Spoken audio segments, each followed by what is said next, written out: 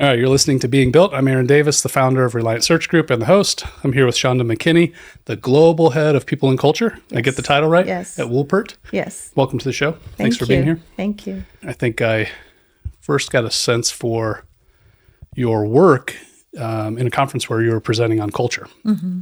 You answered a question that it was kind of provoked, that it has been bothering me about, the culture in a small business. I'm experiencing this in my little micro company. Mm-hmm.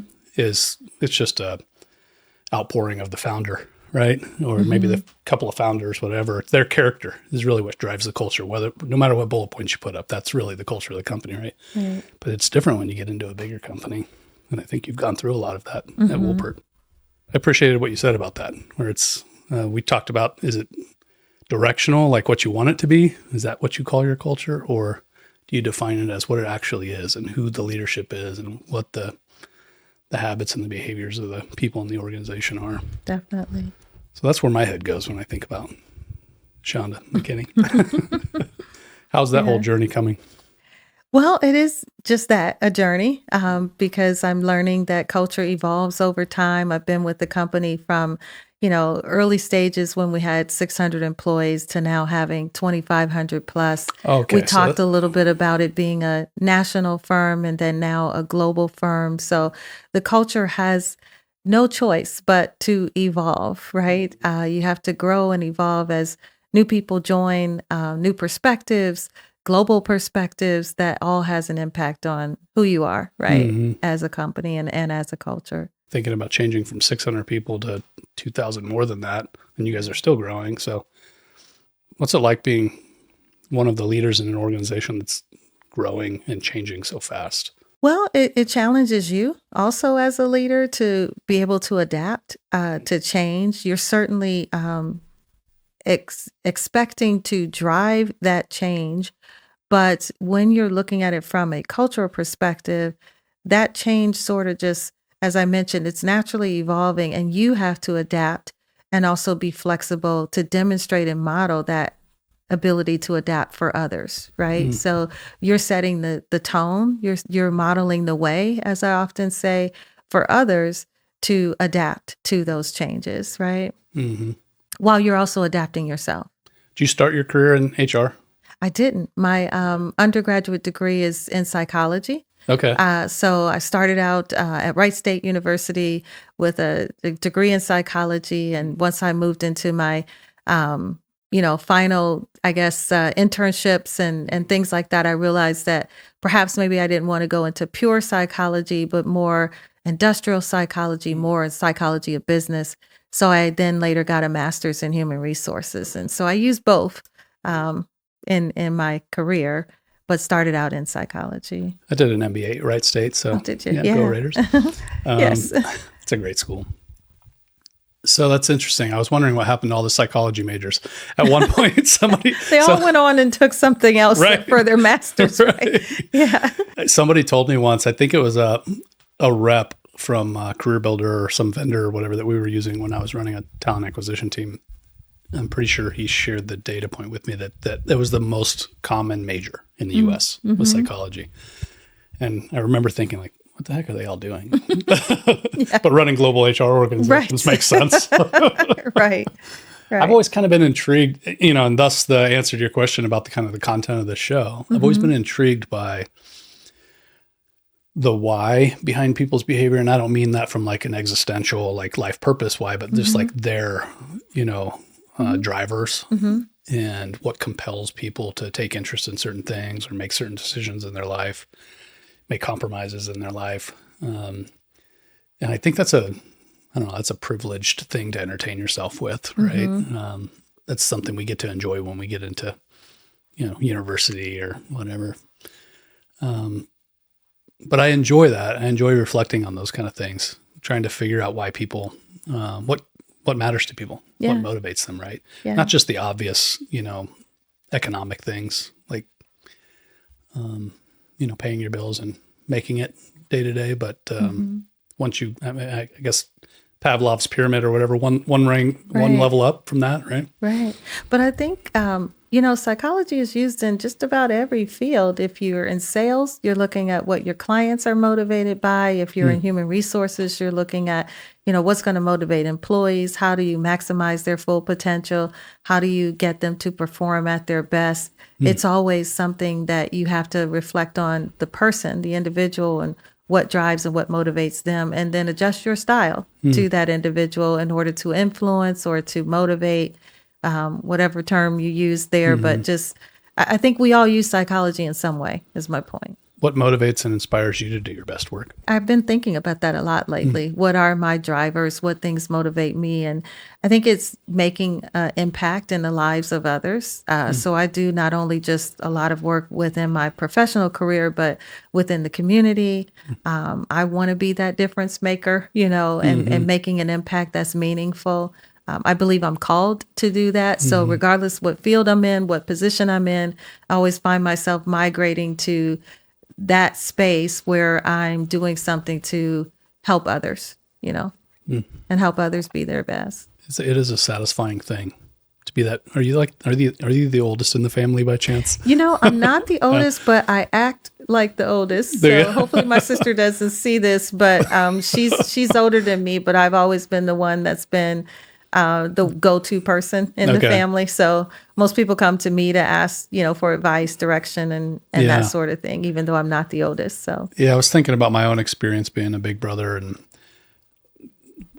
however that happens to you as a young person or whatever, if you develop a habit of being dependent upon, then it's like, it's an addictive kind of thing to be able to mentor, coach, or support somebody's effort and see them succeed. And so I coach Little League sports, right? Because I can't stand sitting on the sideline knowing that if they just did this or that, it would be better, right? That's exactly so it. I'm like, you need to drop that pass or whatever. Anyway, I certainly wouldn't volunteer if I was outshined by somebody. It's really just about wanting to know that they can be their best, right? So I get that. I get that appeal. Yeah. Have you ever taken a big pay cut to take a career change that was more like... I have. I've walked away from a job before because it wasn't personally satisfying. I'm not the person that's so motivated by the financial benefit. Of course, that's always important when you're thinking about your career. It matters. But if I don't feel I'm walking in a space that allows me to be my genuine and authentic self, and we talked a little bit about that when you asked the question, I'm very keen on whether I'm in the space that I can be useful and be impactful or not. And if I feel that it's not the case, then yes, I would take a pay cut or walk away to find a place that's more fulfilling. I did that once, took a big pay cut, and it was the best move I ever made in my career. Because I got to do more leadership and more of the things that have the impact, the kind of legacy. I probably think too much about how people will talk about me at my funeral and stuff. It won't matter much to me then, right? Yeah. I'm not going to be there to see it. But for some reason, everyone wants a legacy. Everyone wants to say that they left a legacy behind that's, positive. Positive, admirable, whatever. I need to find some motivation that's more present day, though. That's that I can enjoy from my rocking chair when I'm old, right? And right. Not after the fact. But yeah, that's important. When did you start in HR? So, an interesting story. When I started in HR, my first job right out of my master's program was at a small engineering firm. So it's very interesting that I'm right back full circle in an engineering environment. And I didn't know enough then to do the research on the company. I was just excited that this is my first, HR position. Okay. So I think I was there for all of 2 weeks, and I realized that they had me at 20 years old going around telling people that they were all losing their jobs because they lost one of their major contracts, not major contract, only contract. So once they lost, welcome to the people. Yes, business. Welcome to the people horrible. business. And so then I ended up, of course, the company folded. And so in a very short time, that was my first exposure to being in HR, very young, but having to tell people much older than me that they lost their jobs. And certainly had a big impact on the lives of those individuals. But it was important because it helped shape my view and perspective of what it means to be in HR. It's more than just the day-to-day operations. You really are impacting the lives and the families of other people. So it helped me get a better perspective and understand there's more meaning to this than just, the day-to-day operations. It's all about people and making sure that you're balanced enough to know that you're focused on the business, but you're also balanced enough to know that you're focused on supporting people, right? And what you do and the things you say and how you impact those individuals not only impact them, but their entire families. How did that shape or how did that influence your attitude toward layoffs? Yeah, or terminations I in think it general? had a huge impact on, I wasn't in the leadership seat at that time. Of course, here I'm 20 years old and I'm just an HR, Right. generalist. So I wasn't aware of the decisions that were made. I wasn't aware of the process that was put in place to notify people.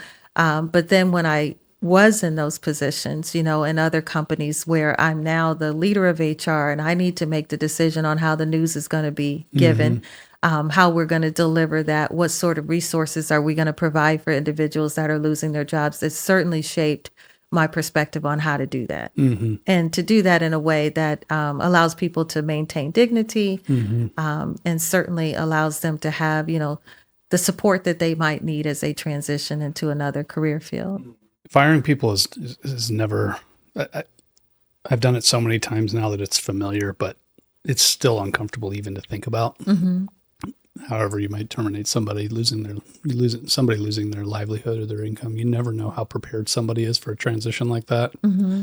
Most people are not well prepared, Right. To be unemployed.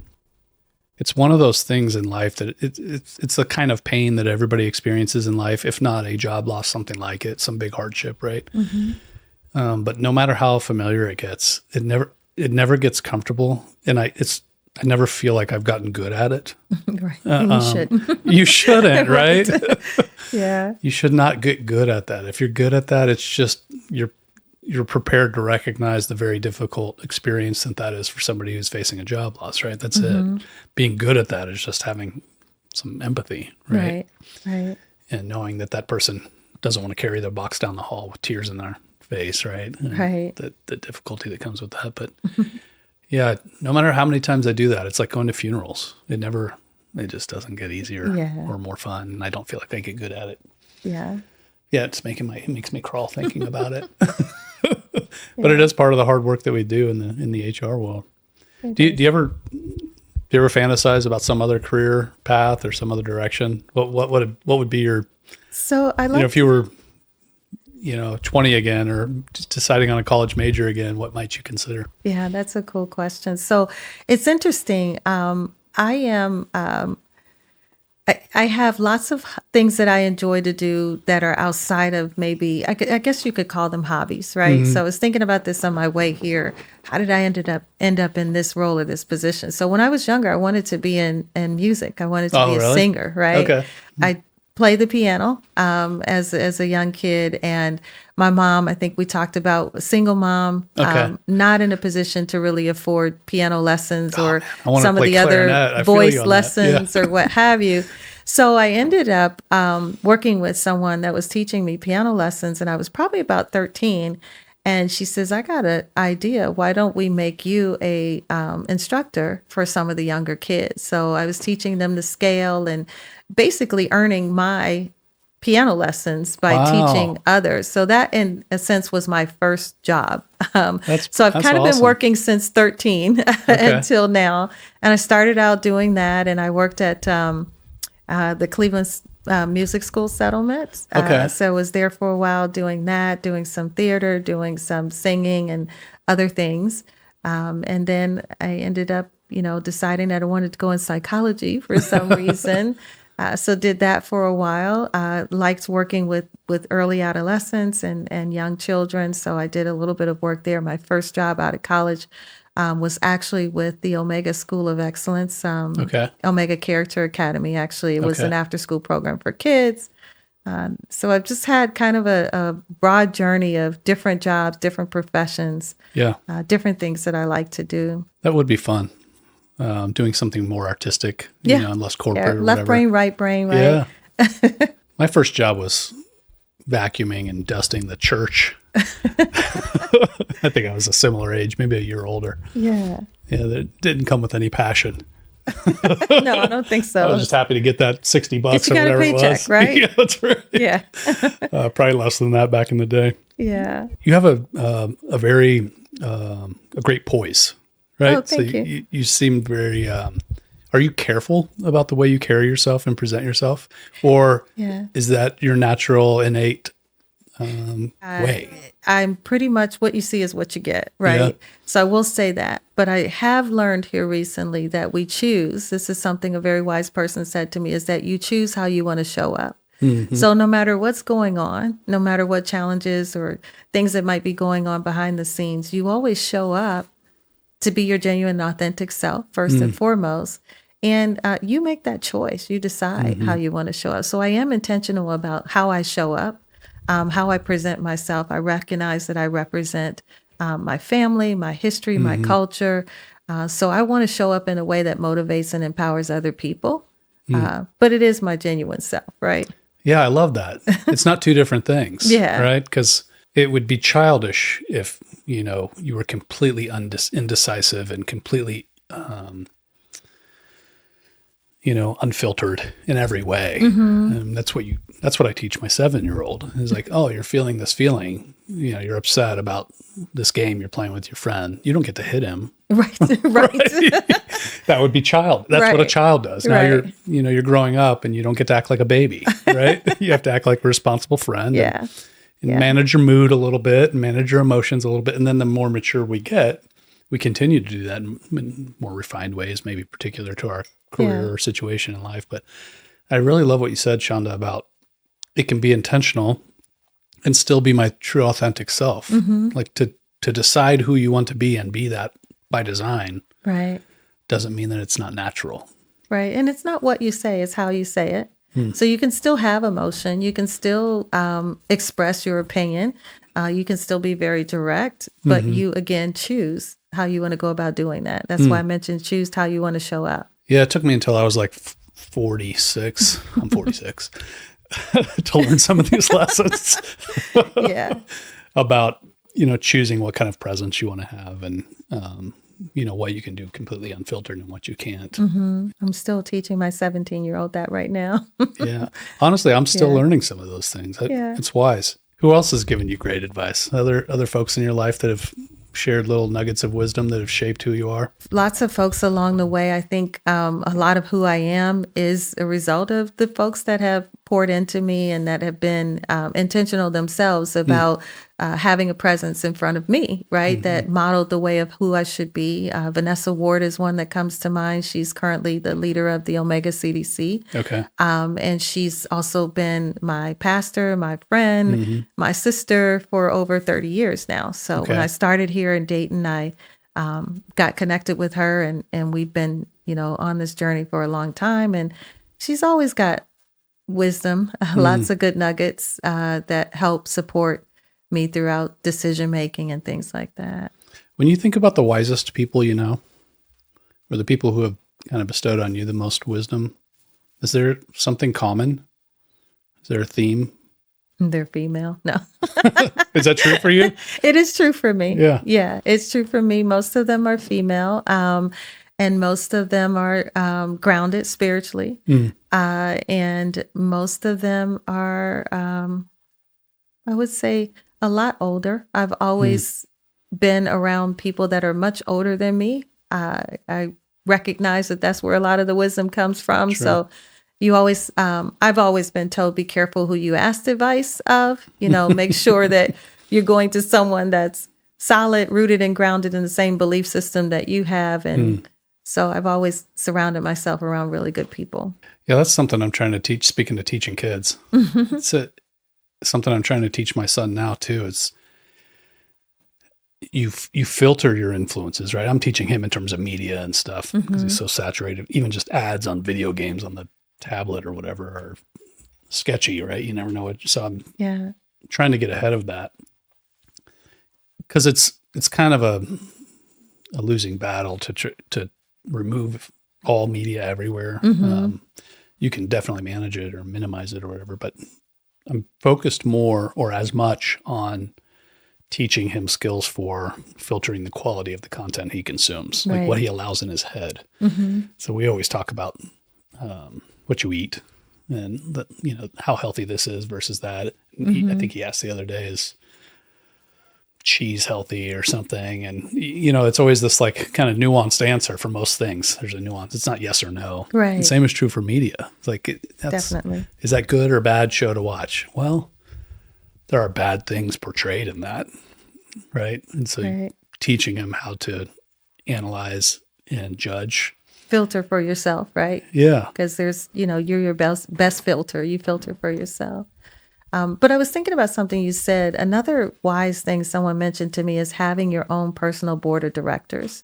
So that's something I think I started about 20 years ago, where you identify people from different perspectives to be your board of directors. So I may have someone that I mentioned was, spiritually grounded, and they give me that advice. And maybe someone else who's just really strong and savvy when it comes to financials and investing. And then it may be someone else on that board of directors that has, a perspective on how to manage home life and to be a mother and to be a spouse. And so you have kind of your personal board of directors. You surround yourself around people that help you deal with different aspects of life, but you choose those people wisely.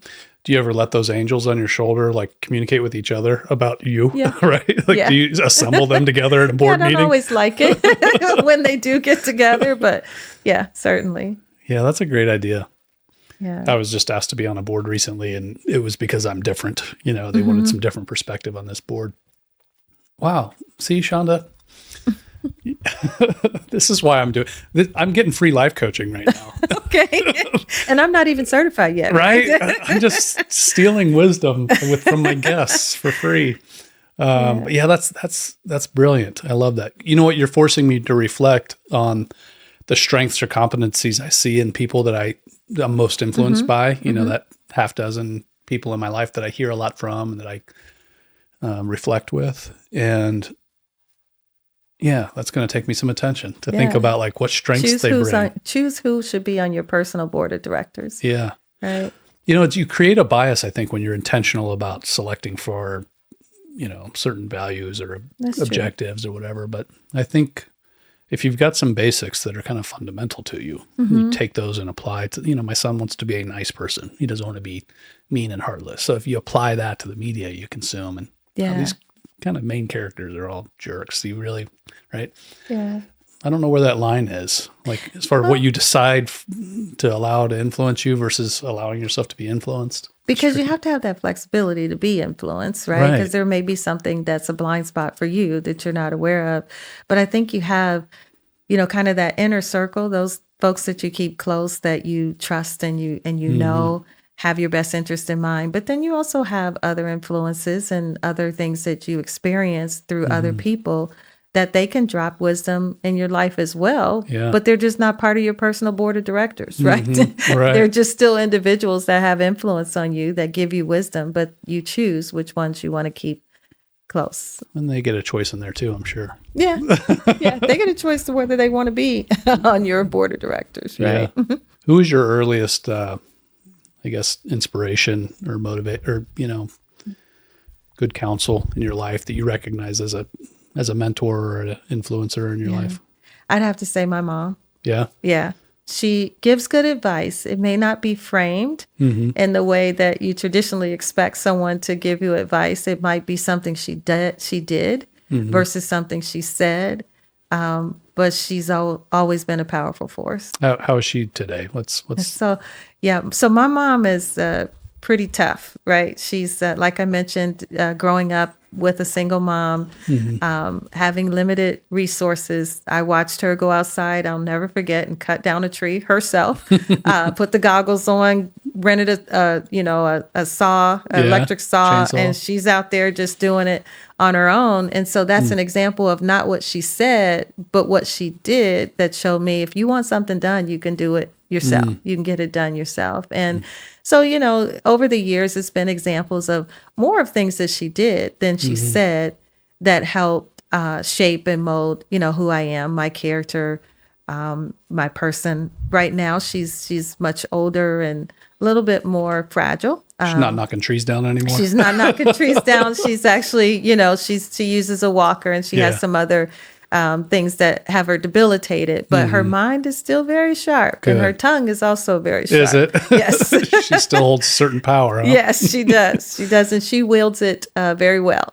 That's good. That's good for you. Yeah. You had such a powerful early influence, particularly as a woman, to have a woman in your life who is strong and show you how to be strong. Yes. What about in your career? What has been the most pivotal experience in your career trajectory? So lots of examples. I'm just trying to think of what would be the best. One thing I will say is that moving from being, in a mid-level management position to, moving to that director, executive level position, my influence certainly changed. I was typically the only female in an executive leadership team in most of my positions, right? So I think my position as VP of Human Resources, the first role that I had with Wright Credit Union, I was the only female in that role with the group of males until we eventually moved our marketing director up to that position. Same thing with Woolpert. When I started, I was the only female with predominantly males around me in the leadership team. And so I had to find my voice. And I had to recognize that my voice wasn't going to sound like everybody else's voice around the table, but it was okay to have my own voice. And so I think going back to your question, what would I say was the most pivotal moment was when I transitioned from a director to becoming a part of the executive leadership team. And I thought I needed to have the answers to everything. And then I realized once you reach a certain level in your career, your job is not to have all the answers, but to pull the answers out of others that are around you. And so it was a point of transition for me to recognize that, first of all, my voice had weight, it had meaning. It had an impact and it had influence, it had power. But at the same time, how I choose to use it could either break or make someone else, right? So my job was not to use that authority or that power in a way to have all the answers, be the yes, know everything. It was to facilitate bringing out the best in others. I went from a team of 4 people to a team of 26 people. And now it's about facilitating and bringing out the best in others, not, being that authoritative figure that tells everyone else how to do things. It's a new kind of authority. It's a different kind of authority as opposed to subject matter expertise. So I don't know if I answered your question. You 100% did. In fact, it resonates with me a bit. When you go from leading individuals to leading leaders, it's more directional in nature, the way that you lead. And you're also more reliant on other subject matter experts to really execute. It's like being the captain of a large ship versus a tiny one. Captain of a tiny boat might also be rowing, right? Right. But when you've got a large team and a bigger vessel, organization, in this analogy, there have to be competent experts who are executing difficult jobs, and you have to be able to rely on them. What I just realized when you were talking is that point at which you're now leading leaders is when you transition from a form of power that's either subject matter expertise or title into responsibility. Like you're ultimately responsible, right? There's not somebody else to blame for this. And that, I think, comes with a certain way. That's like being a parent. Yeah. At the end of the day, it's my fault, your fault, stuff doesn't matter. Like my kid turning out great is all that matters. Right. However that happens, right? Exactly. You feel responsible ultimately for success. And sometimes that's a different kind of power because you'll do anything, right? You'll lay down for somebody else and help them succeed. But that's what struck me is that transition from now you've got to rely on other folks, empower them, and your authority is all responsibility based. I learned when I was the COO of a small firm, I think it got up to maybe we were at 60, 70, 80 people, somewhere around there, definitely relying on other leaders to lead the team. I remember learning how influential my voice was and realizing that I wasn't prepared for that. Mm-hmm. That I was a little reckless with speaking before I gave it thought, because I've always been kind of a make sense of it as I'm talking person. Mm-hmm. And so the downside to that was sometimes I would say things and want to bring them back, and you can't bring it back. Right? I've been there. Yeah. Yeah. The upside was, it was easier for people to see where I was really at. Mm-hmm. So there's a transparency that just happens accidentally. And so there wasn't a lot of people wandering around aimless.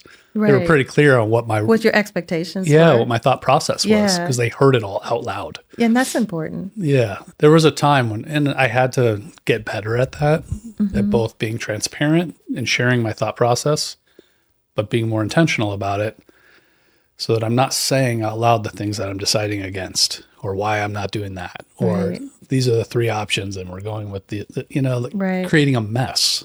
Right. But I realized the power of my voice without feeling powerful.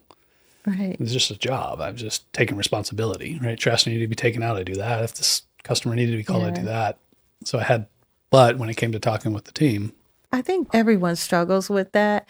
And you can lose sight of how important that is. Like I call it kind of like bubble talk. You're just kind of talking and just saying whatever is coming to your mind, and whatever your mood is influencing how you're speaking. And there is an appropriate time for that. I think you do want to be open, and you do want to have those discussions that are your true, genuine self. But in a leadership role, it's important that you recognize, what are the outcomes of that? And that's what we go back to, choosing how you want to show up, right? So if I had a bad night or I had a bad day, I can choose to come in and just blah all over everyone and say whatever I'm thinking, or I can think about ahead of time, what impact is that going to have on the folks that I'm leading, on the people that are watching me? And that's not necessarily just in your work life, but in your personal life. People are always watching you. They're always watching, how are you going to respond? How are you going to react to difficult situations in particular? You say one thing, but are you doing exactly what you say? So those are things that really matter when you're in a leadership role, right? What just occurred to me is, when you're leading 10 people, every word you say is 10 times more influential. Yeah. And maybe it deserves 10 times more thought. And I think that was a summary of what that lesson I learned. Yeah. So that I don't get to enjoy the luxury of figuring out what I believe in somebody else's head. And I need to do it in here sometimes. Right. Sometimes I'm an extrovert. And so I tend to think as I speak versus, think ahead of time and then speak. Right. So I might be talking out loud, but I'm actually processing and working through something. And that's okay, right? When you're in a safe space and it's the right people to do that with, there's those folks that you sit down and you come up with ideas.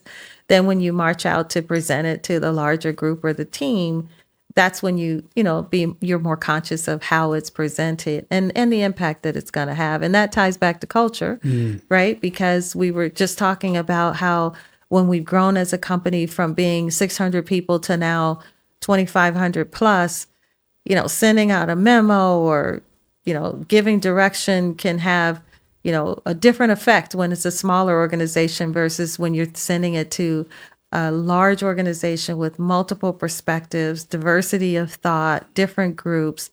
What you say lands differently on people based on their perspective and where they're coming from. So that's when you want to be more intentional about it, and inclusive also in your language. Because a lot of times we tend to speak from our own perspective, but it takes, that extra work, that extra effort to not only just say what you think, but to think about how does that impact someone and how does their perspective play a part in how they will receive the message. Yeah, so you manage a global team now, including people who are English as a second language. So I don't. Okay. I went from managing an entire HR team to now I do my work individual. So as an individual contributor. So a heavy weight of my job is to be influential. Okay. Right? You can't tell people do this. You have to influence people to do that. And so I've been in this role for all of not even 6 months yet. So Okay. it's a new perspective, a new approach to managing things. But when I use the term global, it means that I have the influence and the impact on the global organization. I was thinking in particular about how you communicate inclusively across borders even, right? So it's difficult enough right here in Ohio, right? Right. But big communications and cultural influence and influencing folks in different time zones, different languages. Right. What's that involve? Yeah. Well, words we found out have different meaning, but depending on what side of the globe you're on. So you have to, those are some things that we learn, especially through the acquisition process and bringing new people in. Your first thought is to go right in and to share how great you are and how great it's going to be, joining your team. But again, looking at it from those individuals' perspectives, they just got acquired, right? So how is this going to impact me? How is it going to impact my family? So taking yourself, taking a step back and looking at it from the audience perspective, who you're talking to. An example I think I used during the presentation is that we learned very quickly saying the word international, our international partners, was a little bit offensive because if you're sitting in Australia, then the U.S. is international to them. So we changed our language to saying our global partners, right? Not our international partners. Little small things that really have an impact and an influence on how people feel included or not. Interesting. Right. Yeah, it made them feel like the other as opposed to the other, or are we all a part of group. one culture, one community, one team? Yeah. So those are things that I've learned, have an impact. Certainly, I think the question was asked when we were doing the presentation, how do you ensure that the culture that's already existing of the company you acquired is then shared as a part of the culture that you have formed and created? And so, I often use the term of we're building a shared culture, which means that we're looking at the best of both, the best of your organization, the best of our organization, and coming up with a blended vision for how our culture is going to be. Our core values are the same across the company. Everyone has the same core values, but yet how those play out, how we see those operate day to day, it certainly is going to be influenced by the perspectives or the different diverse groups that are part of that one community. You've mentioned diversity a couple of times, and that's interesting to me as a cultural leader, being conscientious of diverse interests and the way that people hear and interpret things. And I've always been cautious about how cultural initiatives can negatively impact diversity, right? You think about the tech bros or whatever, like, oh, we all like to brew beer and blah, blah, blah. And then you end up with all these middle-aged white guys, or whatever, Exactly. right? Yes. And so you create this culture that's like personality based, or, we have similar hobbies based, and you lose out on a whole, mentality and whole perspective. What would your cautions be, or your thoughts or your advice be about managing diversity as you're building a culture, as you're kind of crafting a culture, shaping a culture? I think that how you define culture makes all the difference. So you can define culture by what you said, we all like to go out and have a lot of beers, or we all like to, play golf, or these certain things are who we are. But really, culture should be more of your belief system and your values. It's your core of who you are. So we all have a shared belief system. We believe in respecting one another. We believe in, these are our shared values that we've all agreed that we're going to operate with. This is who we are and what we expect from one another.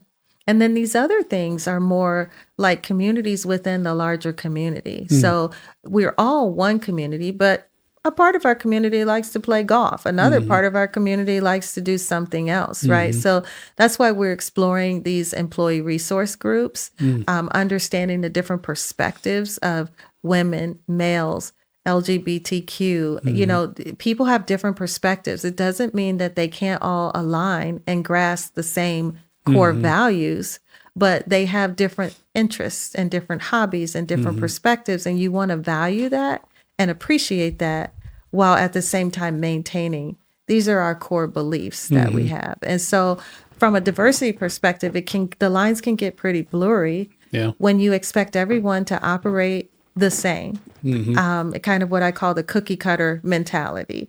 So you can have a cookie cutter mentality and believe that everybody likes to play golf, but maybe they don't, right? Yep. And everybody should want to go out and have, beers. And that sort of thing can really be divisive and can cause issues with a culture versus embracing the differences of others, celebrating the differences of others, and allowing people to be their genuine and authentic self.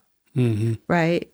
So that's the balance that has to take place. I love that. It's values-based culture as opposed to hobbies-based culture, Exactly. personalities-based culture. Yeah. I was part of an organization once that was like this work hard, play hard kind of sales culture environment. And it was probably great for pulling in like the former athletes and whatever. It was really diverse in terms of, race and sexuality and all that. It was horribly not diverse when it came to age and personality types. And most of them didn't have families. They were 20 somethings and play hard meant party. Right. So what go to happy hours all the time. And I had kids and I was like, felt when you like hire the other person that has kids. Yeah. And I'm like, I'm not part of this culture. This feels... But I was in terms of like work ethic and career objectives and that kind of thing, the values they kind of expressed. But in practice, it was about kind of how you spend your social life and how you spend your free time. And there's a lot of things that can cause people to feel alienated and separate and, not a part of the group that don't always have to do with race. When you think about diversity, it could be just that. I'm a single mom, so I have to be home at a certain time every day to pick up my kids, and the rest of the group doesn't. Yeah. So how do you create inclusive policies, inclusive, things that allow people to be their genuine and authentic self, but still get their job done? Maybe Susie has to leave at 4 every day, but that doesn't mean she can't come back at 9 or 10 and do some extra work to, get the project done or to get the deliverable out. But we need to be cognizant of the fact that that doesn't make that person a weak link or maybe perhaps not a team player. It just happens to be something that we have to adjust to as well to make that person feel a part of the team. One tool that I have always found really useful when it comes to combating a lack of diversity is prioritizing curiosity as a character or a virtue in the teams I've put together. And this hasn't always been organizational level. Sometimes it's just been small teams. But I have always made that a high priority in the teams that I've hired. And the consequence has been accidentally fairly diverse teams in terms of race, age, gender, all this stuff, right? All the demographics that we look at. But more importantly, when you have a very curious group, and I say variance, I don't know how you measure that, but, when, for instance, I had a colleague who was a Hindu, and I learned a ton about it because it intrigued me. I was curious about it, right? So he and I became friends, and then we kind of shared different world perspectives and whatever. And I think when people come to a conversation like that, where they're interested and curious about the difference in somebody else, you're naturally going to take walls down a little bit. You've got people who are naturally energized by variance as opposed to intimidated by it or put off by it. But anyway, that's been a useful tool for me in terms of hiring and putting teams together, just to kind of listen for how much they're excited by learning something new or in people in particular, right? Like I'm intrigued by this different person, right? I think it's anyway, it's been a successful little widget or whatever to lean on. In fact, it's one of my kind of core values in our organization is to be curious. It helps us functionally in our business too, but for us, it's a lot about that. It's a lot about kind of respecting the differences in folks. But anyway, for whatever that's worth, that was free wisdom. Right. Now you're doing the life coaching. Yeah. Right. Wait. Sometimes great answers provoke more questions. So if I have a follow-on question, it's not an indication that you didn't answer. It's actually your provoking thought. But when I picture you doing that work and influencing the culture of the organization, it takes my head to what a lot of culture and HR and people leaders deal with when it comes to influencing the culture of an organization. And that's just, the multiplying power of executive leadership's voice.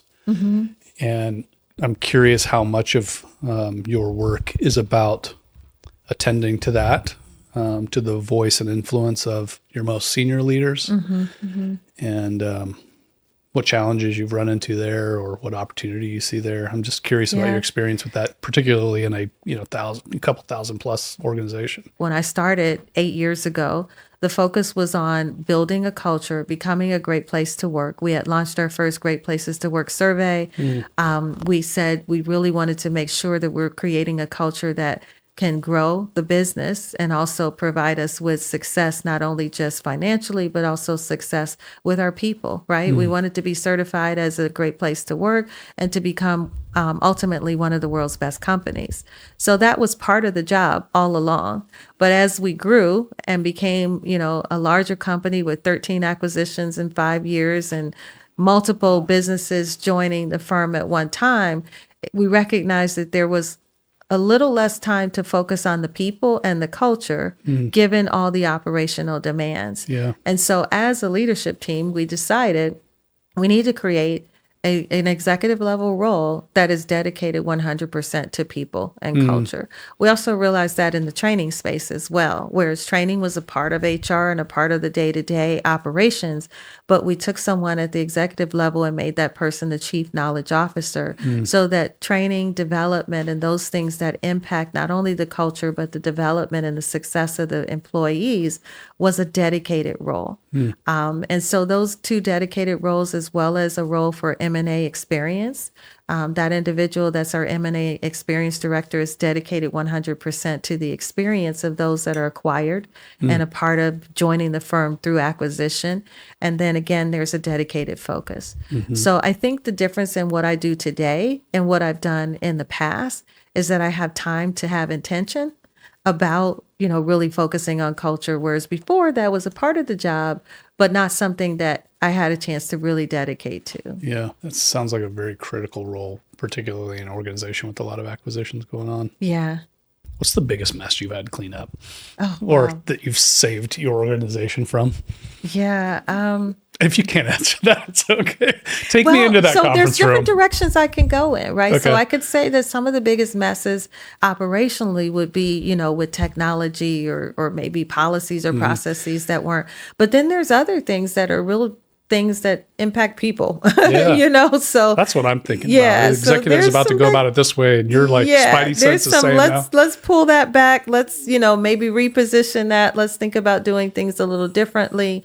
Or here are the unintended consequences. I think that's been a lot of my role throughout my career is, okay, I'm your trusted advisor. I can tell you that if you choose to do it that way, here's what the unintended consequences are. And in some cases, people have listened, and in some cases, they have not, and they've gone down that path, and we've had some unintended consequences. And then I need to go back and clean up that mess. But I truly can't tell you specifics, but I can say that the biggest mess are when they impact people rather than just the operations of the business. You can fix that. But sometimes, when it comes to dealing with people and decisions that are made, those are a little harder to roll back. I have a friend somebody I've worked with before, and he's referenced this idea that perception is reality and that kind of thing. And it's so true when it comes to leadership of a big organization, isn't it? Like if you say something that makes people feel a certain way, even though what they're actually saying is based on X, Y, and Z, if they're hearing A, B, and C and feeling A, B, and C, that's now the real mess. And sometimes with the intent to do something positive, right? The goal was for this to be a great thing for employees, but the perception that they had was that you were implementing it for another reason. And how do you roll that back? How do you, readjust? And how do you help people understand the intended outcome of this, whether that is the outcome or not, is, I think, some of the biggest messes and the hardest things to clean up. I just talked to a leader recently who was doing exactly that. And I think they were making a decision to convert an hourly employee to salary or vice versa. I forget what.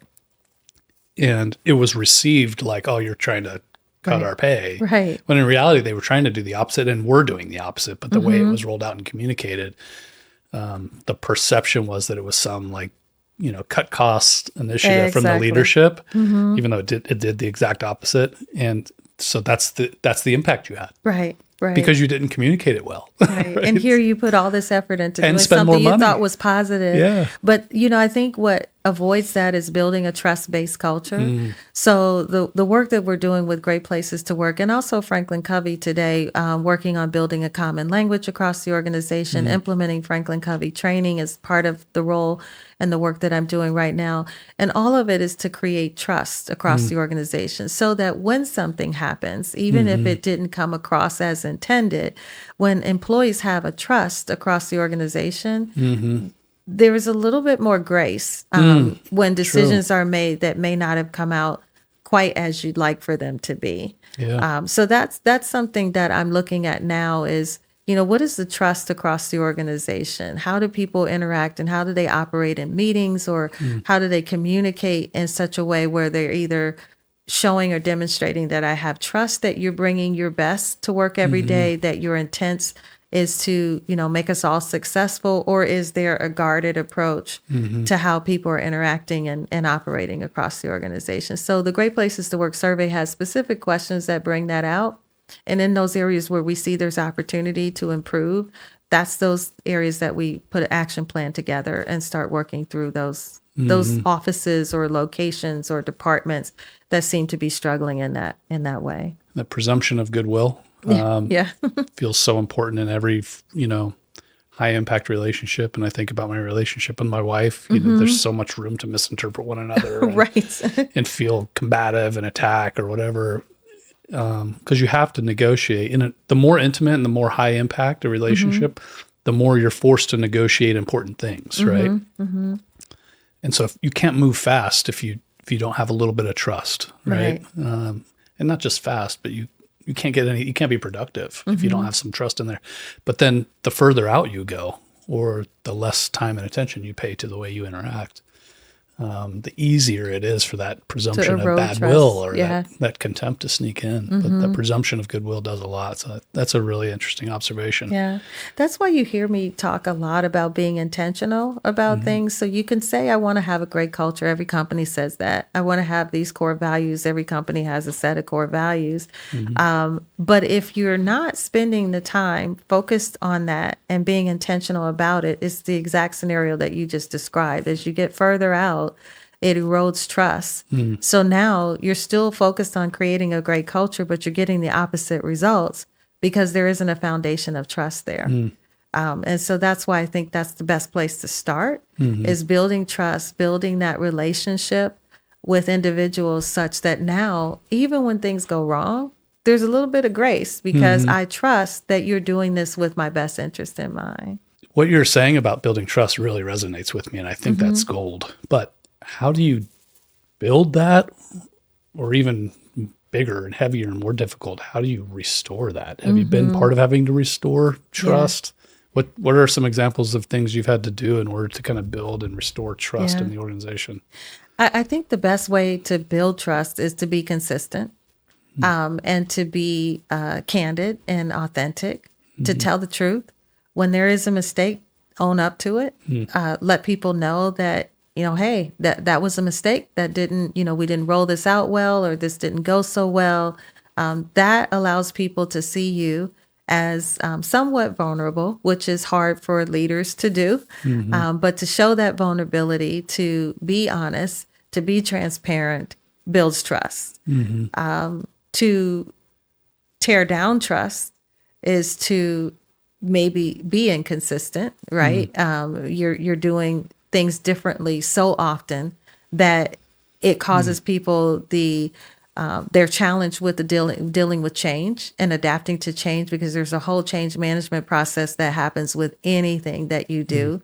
And if you leave that change management process out and you just execute on what it is you're trying to do, you haven't given people time to adapt to it and to build that trust. That's a trust eroder, right? That takes away from their trust, because I don't know what you're going to do. You're going to change on the spend, you're going to change on a dime, and I'm not really sure what direction we're going in. So that consistency, that being genuine, being authentic, and being transparent is what builds the trust. Perhaps doing the opposite of that erodes trust. So constantly changing without a thought about change management. Maybe not being as transparent and holding back some of the information. I'm going to give you part of the information, but not all of the information. Those things definitely erode trust. So, both are equally hard to do. It's just as hard to build trust as it is to, it's just as hard to maintain that level of trust and consistency as it is to then turn things around once trust has been eroded. What would you say specifically to leaders who have compromised the trust that their organization has in them? What would you suggest as the most important thing they could do to rebuild a broken trust? Own up to it.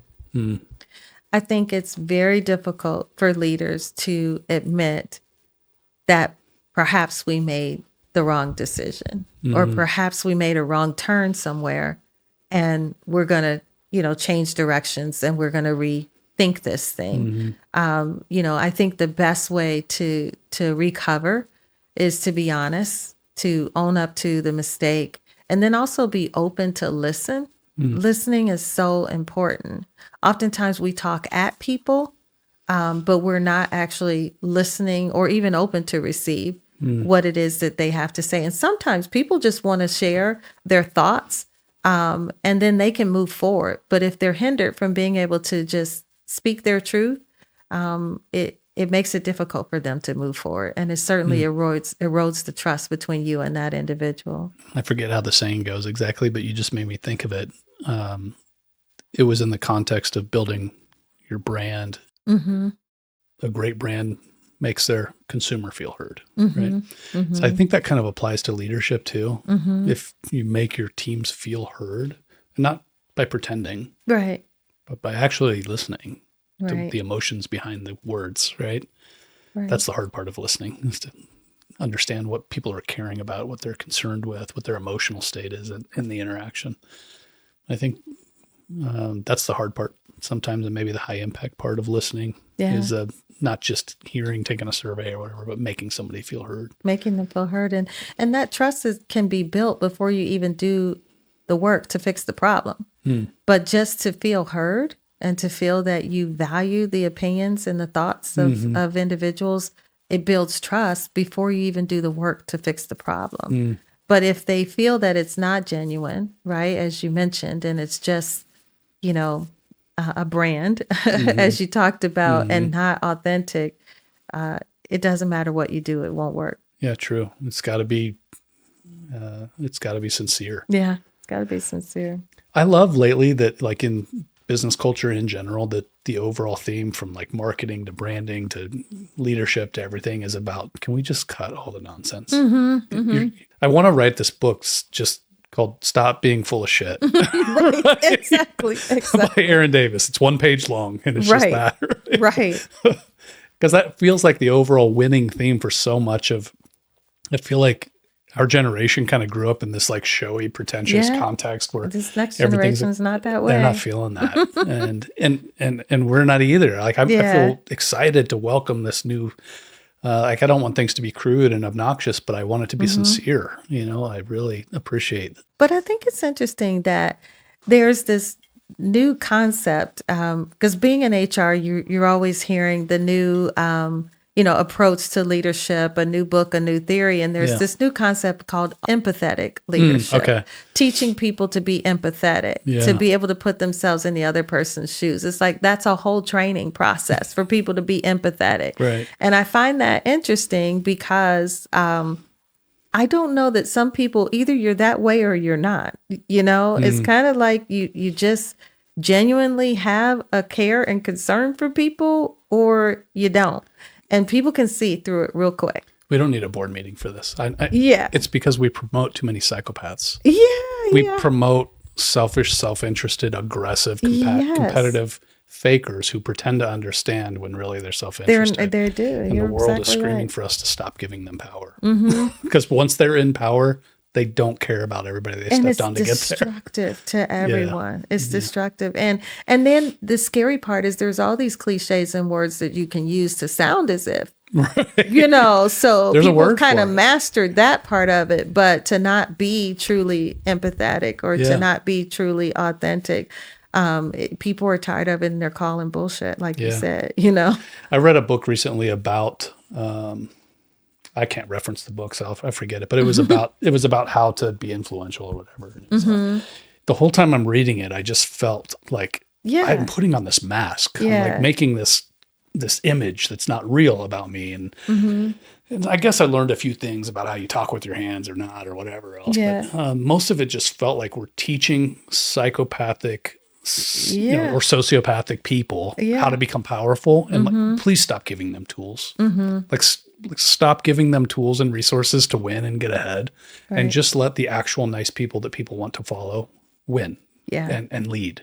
But I think people are making choices now to do that, to do just that. And you said it yourself that you'll leave a job or take a pay cut just to be somewhere where you feel like you can be your true self. Yeah. And you feel valued and you feel those people are listening to you, whether they actually do everything you ask them to do. The fact that they listen and they care is more valuable than being somewhere where perhaps I'm making a 6-figure salary, but I'm miserable. I have to wear a mask the whole time. Yeah, and you have to wear a mask the whole Exhausting. time. Yeah. Little makeup. Maybe I put some gel in my hair, whatever. Sure. But a mask Every day. Right. That's a exhausting. long life. Yeah. This has been a really good conversation. Anything you want to end with, or any final thoughts that we didn't get to? You know, I don't know. I didn't know what to expect. Yeah. And I was also thinking, I'm always that person that has to prepare for stuff. And this, I don't know how to prepare for. Hey, you know what? You shoot from the hip pretty precisely. I hope so. Because I was like, there's so many things that I could say that I don't know if they naturally, get in the conversation, or do I be prescriptive and get them in there. But there were a couple of things I wanted to hit, which I think we did. And that was, really wanting to be a role model and example for women.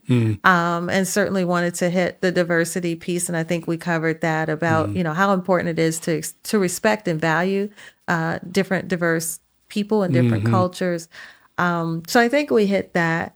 And then the question that was hardest for me was about who has had the most influence, because I have so many people that have been a part of the influence, and it's like you don't want to say a name because then I didn't give respect to that person or this person, because there's a lot of folks that I think are very much a part of why I'm here today. There's a lot of reasons why I should not be here, given life, where you were born, your demographic, your race, your whatever, that has said, this is not a person that I see that's going to be at this level at some point in their career. So I don't take that for granted. I do think there's been a lot of people that have helped me along the way to do that. Well, I would suggest all those folks who came to mind, those couple dozen folks you didn't want to leave out, send them a text message. Yes. Let them know. And hey, tell them thank you. Somebody asked me who influenced me, and you came to mind today. So I just gave you a ton of homework this afternoon, right? Yeah. Thank you for being on the show, Shanda. I appreciate you. Thank you.